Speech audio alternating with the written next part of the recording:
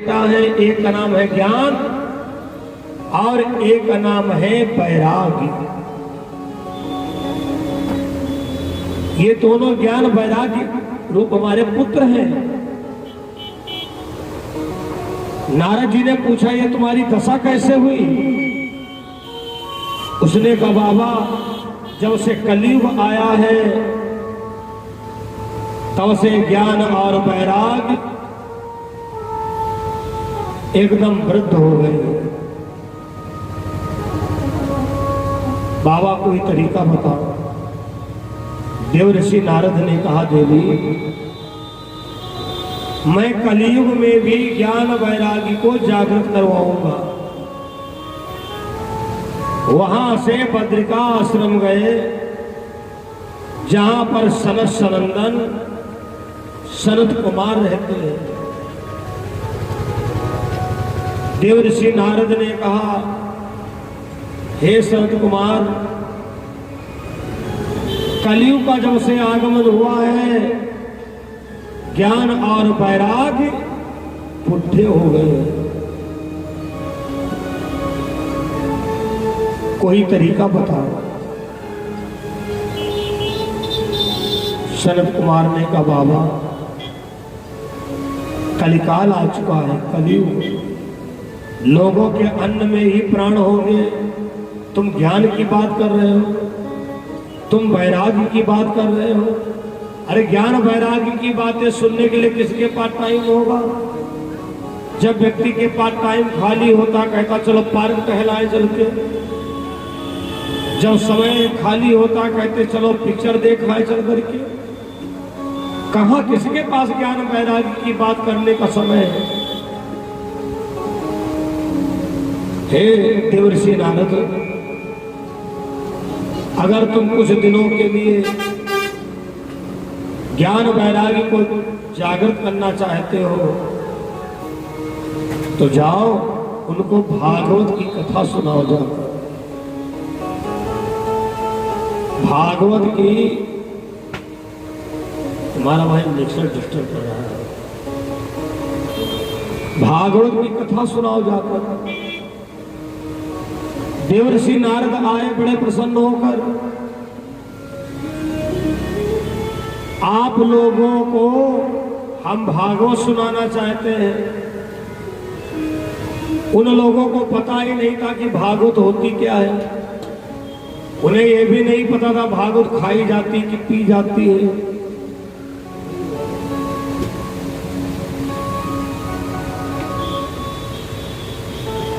देव ऋषि नारद ने कहा भागवत सुनोगे तो निश्चित तुम्हारा कल्याण होगा।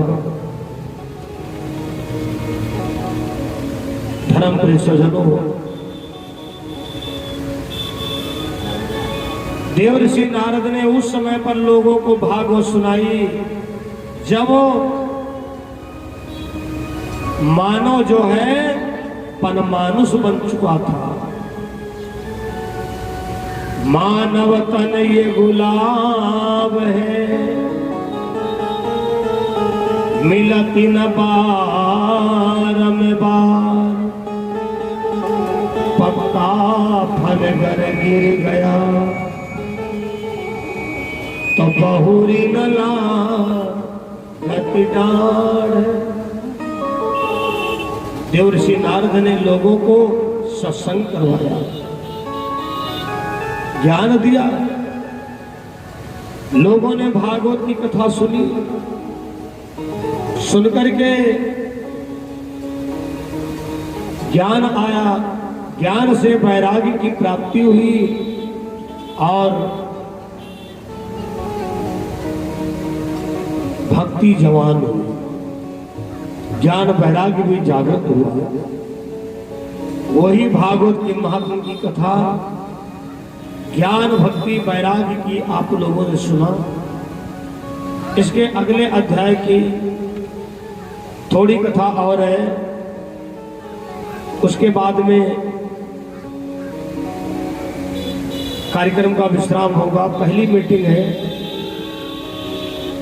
आधो बार भगवत नाम संकीर्तन करें। करती है भापार सभी को भागवत कथा।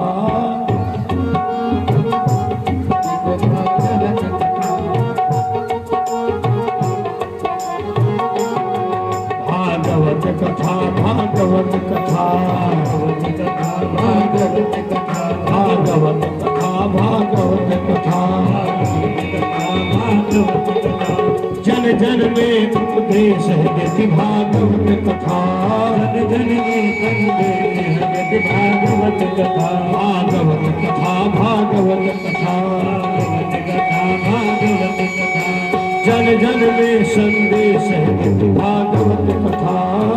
जन में संदेश है देती भागवत कथा। राम कथा ना से सब रोगा जो यही भांति बने संजोगा। जन जन में संदेश है देती भागवत कथा। जन में संदेश है देती भागवत कथा। जन जन में संदेश है देती भागवत कथा। जन जन में संदेश है देती भागवत कथा। बोलो भागवत महापुराण की। देवर्षि नारद ने भागवत की कथा सुनाई।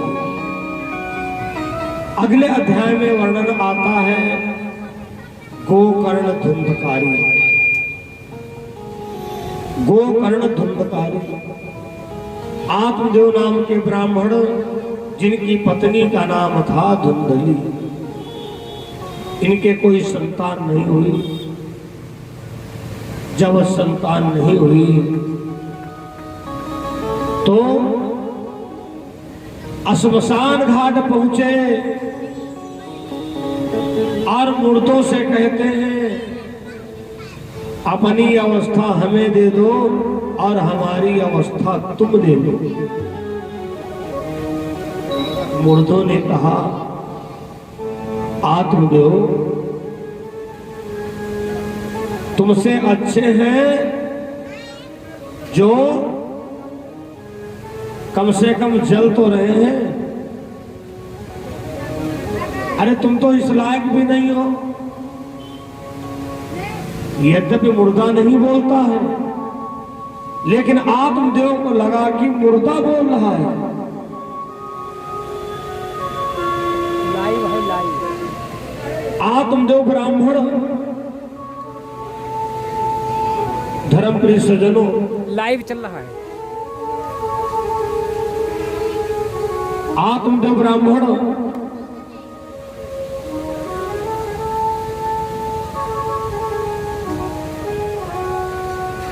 आत्मदेव ब्राह्मण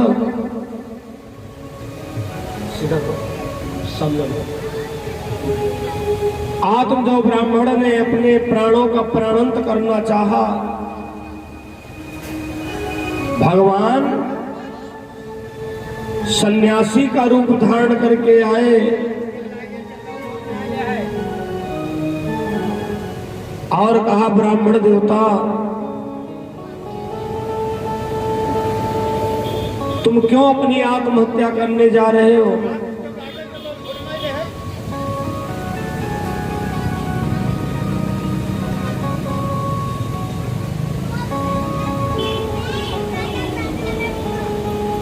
ब्राह्मण ने कहा प्रभु अगर आपने मरने से रोका है तो ऐसी कृपा करिए एक संतान मुझे प्राप्त हो जाए। एक संतान मुझे प्राप्त हो जाए। भगवान ने झोले से निकाला फल और कहा जाओ अपनी पत्नी को खिला देना। तो आत्मदेव ब्राह्मण को सन्यासी भगवान ने जब फल दिया तो आत्मदेव ब्राह्मण ने उसको क्या माना? प्रसाद। प्रसाद माना। और देखो अगर प्रसाद का हम मतलब समझ जाएं तो हमारे दिमाग में ये बात कभी नहीं आएगी वहां बहुत अच्छा प्रसाद बटा, यहां तो ऐसे बटा। प्रसाद का मतलब क्या होता है? प्रा माने परमात्मा, सा माने साक्षात और दा माने दर्शन। इसलिए परमात्मा के दर्शन का कोई लेबिल नहीं होता है कि वहां चलो रबड़ी बट रही है, वहां तो केवल लैया बट रही, वहां तो केवल बाल भोग बटा है। और समझ लो प्रसाद की कोई मात्रा नहीं होती है। प्रसाद तो वो एक पावर है, जैसे तुमको एक लड्डू का प्रसाद दिया गया, तुम अकेले खा जाओगे तो उतने पावर, और उसमें से तुमने 4 लोगों को दिया तब भी उतना ही पावर। प्रसाद का बहुत बड़ा महत्व है। आत्मदेव ब्राह्मण ने अपनी पत्नी धुंधली को दिया, लो एक संत भगवान ने दिया है, फल खा लो। धुंधली विचार करती है, पहली बात तो मैं बच्चा चाहती नहीं हूं, मां बनना कोई आसान काम नहीं है। ठंडी का समय हो, बच्चे ने मलमूत्र कर दिया, जब कोई बिस्तर के बाहर ना निकले तब मां अपने बच्चे के कपड़े धो रही है। नहीं नहीं, ऐसे एक दिन भोजन बनाती हूँ, 4 दिन खाती हूँ। धर्म प्रिय सज्जनों, आज धुंधली जो है ना,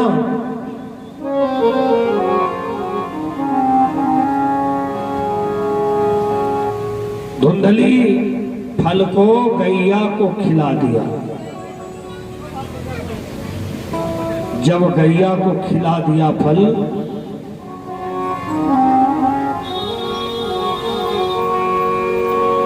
जब गैया को फल खिला दिया,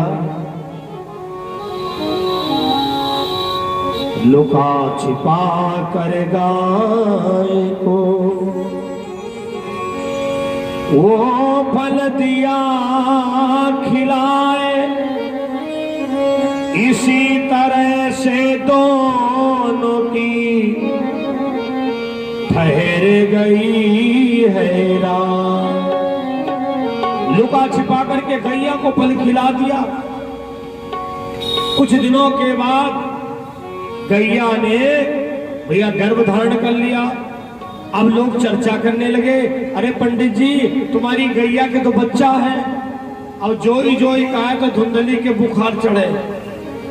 हे भगवान, बाबा का फल इतना करामाती, गैया ने खाया तो गैया के बच्चा है। अब कहीं ऐसा ना हो बछड़ा की जगह पर लड़का पैदा हो जाए, और अगर ऐसा हो गया तो पंडित जी को पक्का विश्वास हो जाएगा कि धुंधली ने नहीं फल खाया, गैया को खिलाया। अपनी बहन को बुलाया, सुनो जो फल मैंने गैया को खिलाया था तो बाबा का प्रसाद तो चमत्कार कर दिया, गैया के बच्चा है। आत्मदेव ब्राह्मण ने कहा, धुंधली तुम्हें कुछ पता चला? गैया ने गर्भ धारण किया है, जो 12 साल से हमारे दरवाजे पर बांझ गैया बंधी हुई थी। तो धुंधली ने कहा, स्वामी तुमको नहीं पता, हमारे भी तो बच्चा है अच्छा बच्चा कुछ नहीं, झूठ बोल रही है। अरे हमारे भी तो बच्चा है। आत्मदेव ब्राह्मण और खुश हो गए, क्योंकि इसकी बहन बता चुकी थी कि हमारे बच्चा है, अब तुम इसके बदले में हमको धन दे देना। समय आने पर गैया ने बच्चे को जन्म दिया, लेकिन पशु योनि नहीं मानव योनि का बच्चा पैदा हुआ। सारा शरीर मनुष्य का, केवल जो उसके कान है वो बछड़ा के हैं। जब आत्मदेव ब्राह्मण को पता चला, पंडित जी बड़े किस्मत वाले हो, गैया ने बछड़े की जगह पर लड़के का जन्म दिया है।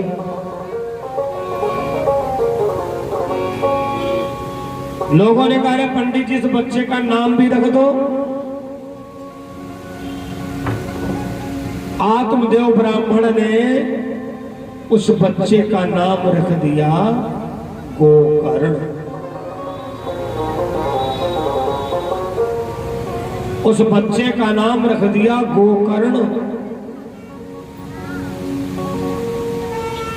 जो धुंधली के बहन के बेटा जन्मा है, धुंधली ने अपना बताया, उसका नाम रखा धुंधकारी। एक ही घर में दोनों बच्चे पैदा हुए, लेकिन दोनों की दिनचर्या बहुत अलग है। दोनों की दिनचर्या बहुत अलग है।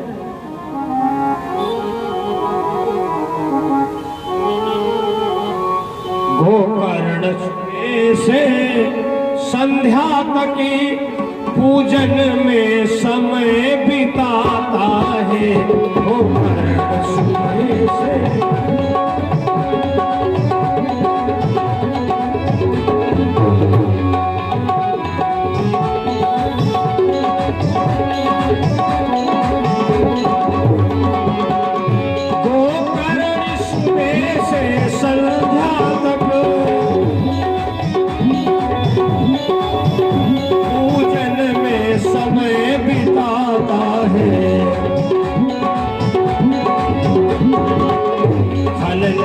से धुंध का नीले नीच धुंध का पैस्याओं के घर जाता है।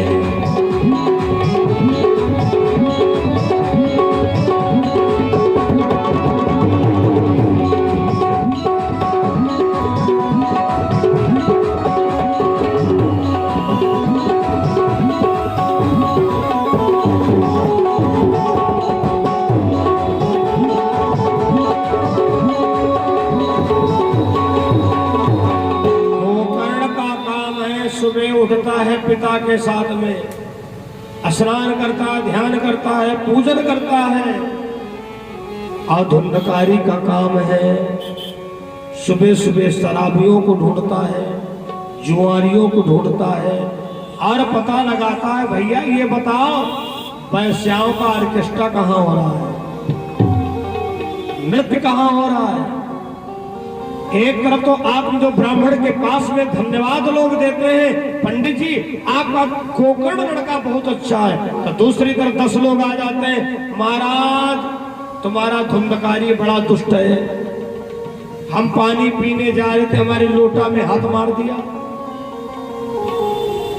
आत्मदेव ब्राह्मण एक दिन गोकर्ण से कहा, बेटा जब मैं तुमको देखता हूं मेरा दिल बड़ा खुश होता है, लेकिन इस नीच को देखता हूं तो यही मन करता है भगवान इससे अच्छा मर गए होते। गोकर्ण ने कहा, अरे पिताजी कहां दुनिया के चक्कर में पड़े हो, जितने भी रिश्ते नाते बने हैं सब यहीं के हैं।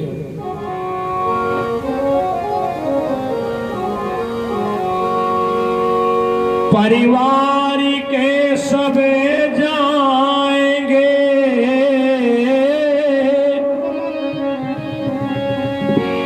तो श्मशान तक। देखो लड़का अपने बाप को ज्ञान दे रहा है। कभी कभी लोग बुरा मान जाते, तुम लड़का हो लड़के तरीके से रहो, लेकिन मेरे भाई अगर अच्छी बात कोई भी घर का सदस्य कह रहा है तो मानने योग्य,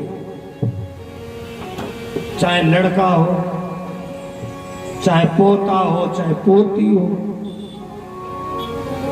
चाहे पत्नी हो, चाहे नौकर हो। परिवार के सब जाएंगे तो श्मशान तक। अर्धांगिनी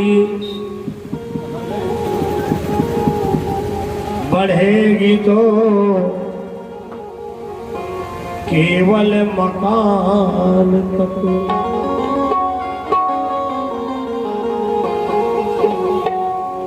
लड़का भी हक निभाएगा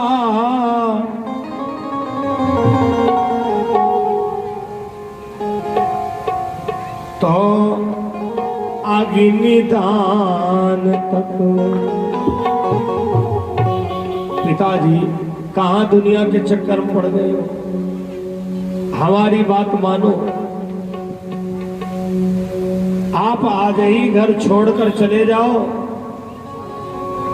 और नैमिषारण्य में जाकर के भजन करो। बड़े किस्मत वाले हैं हम और आप, जो कि सीतापुर जिला में जन्म हुआ है, क्योंकि ये सीतापुर जिला है जो ना नैमिषारण्य में ही लगता है। और नैमिषारण्य ये सतयुग का तीर्थ है, इतना ध्यान रखना।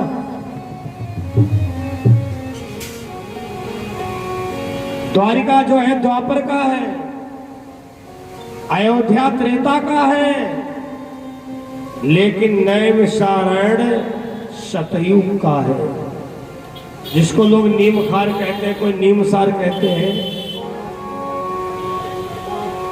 तीर्थ बरे नैमिष विख्यात, तीर्थ बरे नैमिष विख्यात।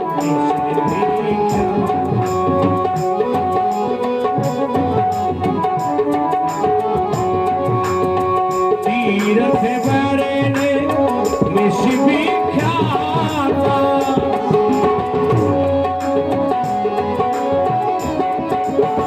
अति पुनीत साधक सिद्धिदाता भक्ति पुनीत।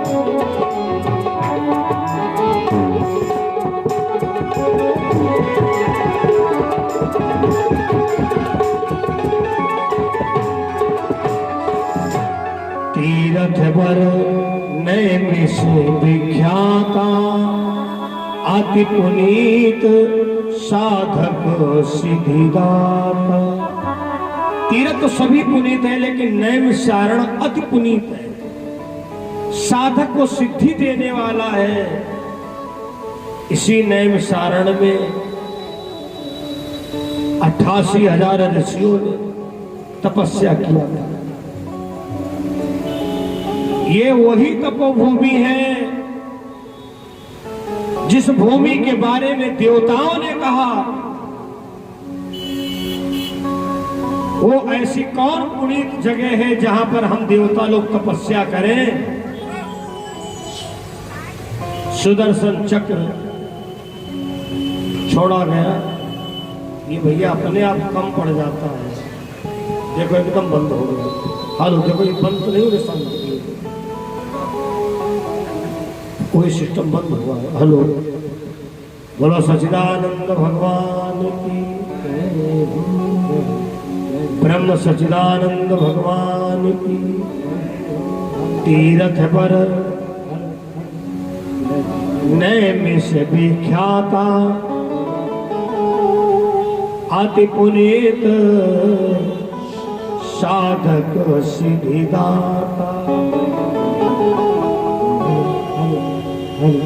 आत्मदेव ब्राह्मण तपस्या करने चले गए। थोड़े दिनों के बाद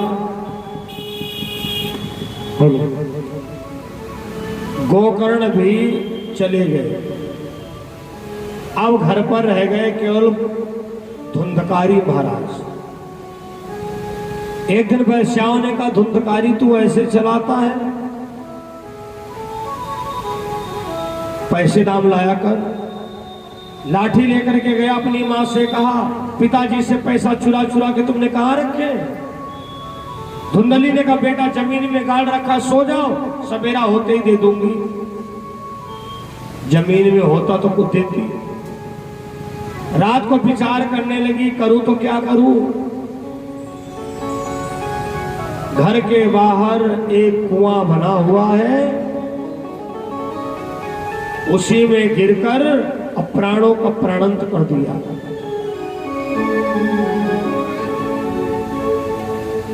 धुंधकारी चोरी का धन ले जाता है। एक दिन वैश्याओं ने कहा, ये धुंधकारी ऐसे आना जाना नहीं बंद करेगा।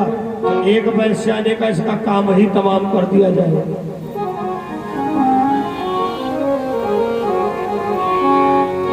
इसका काम ही तमाम कर दिया जाए।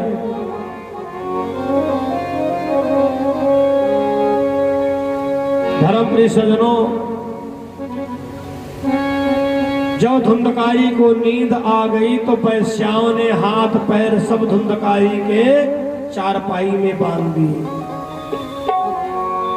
उठाया डंडा, एक जब लाठी पड़ी खोपड़ी पर, धुंधकारी चिल्ला पड़ा, पागल हो गई तुम लोग, क्या मार क्यों रही हो? सबने कहा, अरे धुंधकारी, जब तू अपनी माँ का नहीं हुआ, बाप का नहीं हुआ, भाई का नहीं हुआ, तो हम लोगों का क्या होगा?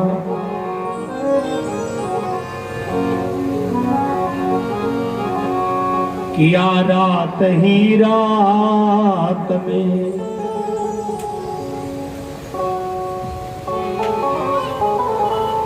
उसका काम तमाम,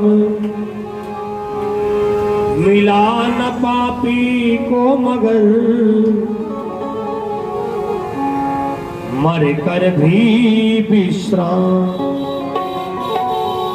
धुंधकारी मर नहीं रहा था, आग का जलता हुआ चैला धुंधकारी के मुंह में खुरस दिया।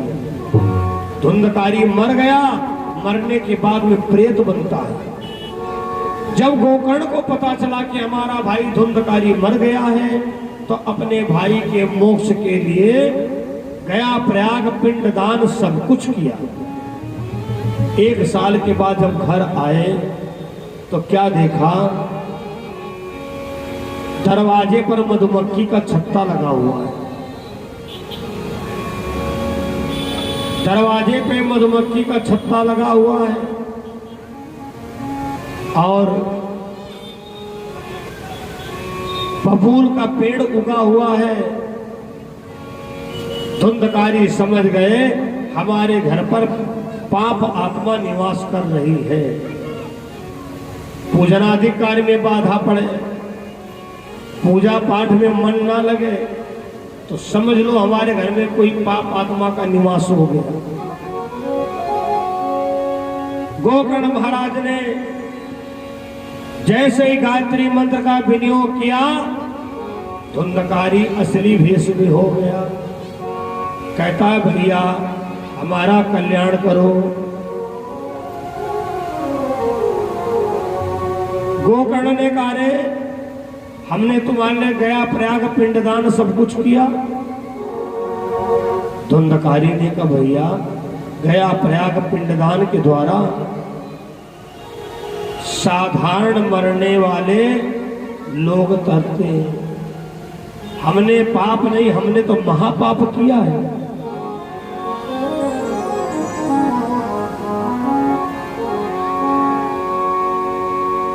गोकर्ण को बड़ा कष्ट हुआ, सूर्य भगवान की तपस्या किया। सूर्य भगवान ने कहा, गोकर्ण अगर अपने भाई को मोक्ष दिलाना चाहते हो तो भागवत सुनाओ। गोकर्ण महाराज बड़े खुश हो गए, भागवत की तैयारी किया, वेदी की रचना किया, पुराण स्थापना किया। जैसे ही कथा आरंभ किया, धुंधकारी भाग पड़ा। जब धुंधकारी भाग पड़ा तो गोकर्ण ने फिर भगवान से कहा, भगवान अब क्या करें? जब मैंने भागवत का पर्चा बनाया था, हमारे सुनील भैया सीतापुर मिलने गए थे, जब उस दिन कई लोगों से मुलाकात हमको करना था, तो हमने उसमें लिखा था 8 गाढ़ का बांस। तो इन्होंने पूछा, महाराज जी इसका मतलब? हमने कहा इसका मतलब जब कथा शुरू होगी तभी समझा देंगे। अब समझ लीजिए, भागवत में 8 गाढ़ का बांस क्यों लगाया जाता है। दूसरी बात, अगर कोई गया करके आया है जगन्नाथ स्वामी का भंडारा, बाद में पहले दरवाजे पर भागवत करवाएगा। क्यों? गया के द्वारा, प्रयाग के द्वारा, पिंडदान के द्वारा केवल जो अपनी मृत्यु से मरे हैं उन्हीं का तारण तरण होता है। अगर कोई परिवार में अकाल मृत्यु मरा है तो उसका तारण तरण नहीं होता है। इसीलिए गया का भोज जब ही करते हैं जब पहले भागवत सुन लेते हैं, और उस भागवत में 8 गांठ का बांस स्थापित किया जाता है। यहां पर भी स्थापित है। कहां पर होना चाहिए? जहां पर होना चाहिए वहीं पर है। समझिए कहां पर? हनुमान जी के झंडा के साथ में ही उसको बांधा जाता है, जिससे अगर भागना चाहे तो भाग ना पाए। यही तो गोकर्ण ने किया। हनुमत ध्वज के पास में 8 गांठ का बांस स्थापित किया। जानते हो महाराज, जो भागवत कराता है अगर उसका कोई पित्र नहीं करा है तो इस धुंधकारी के बांस के द्वारा एक पित्र का मोक्ष होता है। समझे, इतना बड़ा महत्व है भागवत का। बोलो भागवत महापुराण की, सद्गुरुदेव भगवान की। एक दिन की कथा पूर्ण हुई, 1 गांठ फंस गई। दूसरे दिन की कथा पूर्ण होती 2 गांठें फट गई। धीरे धीरे जब 8वां दिन आया, 7 दिन की कथा पूरी हो गई, तो विमान में बैठ करके धुंधकारी वैकुंठ को जाता है। बोलो भागवत महापुराण की। वो ही भागवत महापुराण आपके इस पावन क्षेत्र में महोली में देखा जाए तो हमारी जन्मभूमि क्षेत्र है। मैं भगवान से कहता हूं, भगवान हमको सब कुछ देना लेकिन घमंड मत देना। जैसे इतनी बीत गई, जितनी बची वो भी बीत जाए, लेकिन दुनिया वालों के मुंह पर कभी ये ना आए अरे वो तो बड़े घमंडी थे। काहे का अहंकार? जो कुछ भगवान ने दिया है वो आप लोग की सेवा करता हूं। बोलो ब्रह्म सच्चिदानंद भगवान की। आ 2 बार भगवत नाम संकीर्तन कर ले। और शाम को बड़ी सुंदर कथा है, परीक्षित जन्म परीक्षित श्राप। देखो कुछ ही ऐसे प्रोग्राम होते जो दिन की भी मीटिंग कथा हो जाए। पूजन भी हुआ है विधिवत, और बहुत जल्दी हम लोग आए भी नहीं थे, लगभग 9 बजे आ पाए थे। जो कि कल ही रात में 12 बजे लखनऊ में जानकीपुरम में भागवत का कार्यक्रम चल रहा था, संपन्न हुआ। और वहां से रात्रि में ही प्रस्थान कर दिए थे। 7 बजे हम आपके महोली में नहीं, महोली क्षेत्र में आ गए थे। फिर थोड़ा जन्मभूमि के दर्शन करने चले गए, और 9 बजे भैया जी के वहां हम हाजिर हो गए। और इसी बीच में 2-3 घंटे के अंदर सारी व्यवस्थाएं व्यवस्थित हो गई। बहुत बहुत धन्यवाद है भाई मिश्रा साउंड सर्विस को, टेंट हाउस को। अब श्री गणेश में तो थोड़ा 19-20 होते हैं, लेकिन सब कुछ सही हो जाएगा शाम तक। इतनी कृपा भोले जी बनाए रखे ना, बनाए रखे ना, मरते दम तक सेवा में लगाए रखे ना। इतनी कृपा बनाए रखे ना,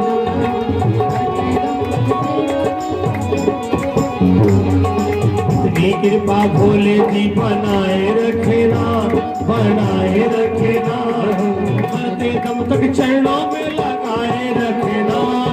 इतनी कृपा भोले जी बनाए रखे ना, बनाए रखे ना, मरते दम तक सेवा में लगाए रखे ना। ओम नमः शिवाय, ओम नमः शिवाय, ओम नमः शिवाय, ओम नमः शिवाय, ओम नमः शिवाय, ओम नमः शिवाय, ओम नमः शिवाय, ओम नमः शिवाय। इतनी कृपा भोले जी बनाए रखना, बनाए रखना, मरते दम तक चरणों में लगाए रखना। कृपा भोले जी बनाए रखना,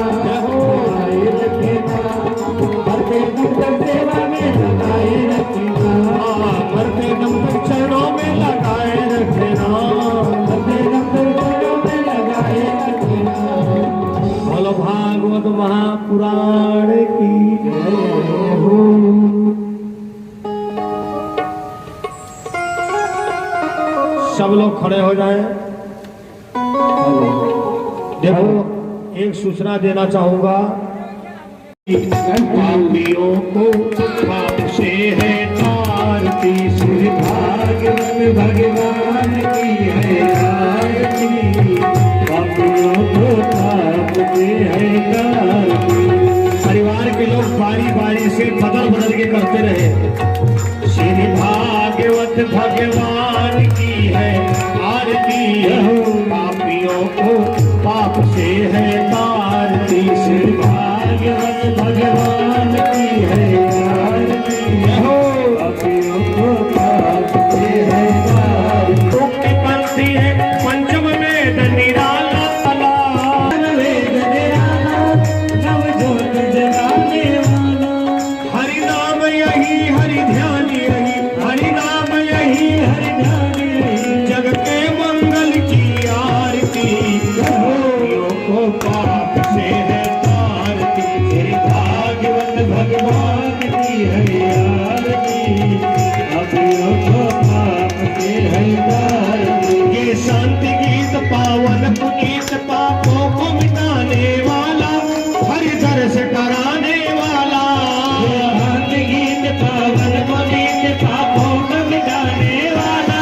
हरि दर्श कराने वाला, ये सुख करणी ये दुख हरणी, ये दुख करणी ये दुख हरणी, श्री मधुसूदन की आरती, पापियों को पाप से है तारती, श्री भागवत भगवान की है आरती, पापियों को पाप से है तारती। ये पापियों को पाप से है तारती, ये पापियों को पाप से है तारती, श्री भागवत भगवान की है आरती, पापियों को पाप से है तारती, श्री भागवत भगवान की है आरती, पापों को पाप से है तारती। ये मधुर बोल जगपंथ कौन शनि मार्ग बताने वाला, बिगड़ी को बनाने वाला, ये मधुर बोल जगपंथ कौन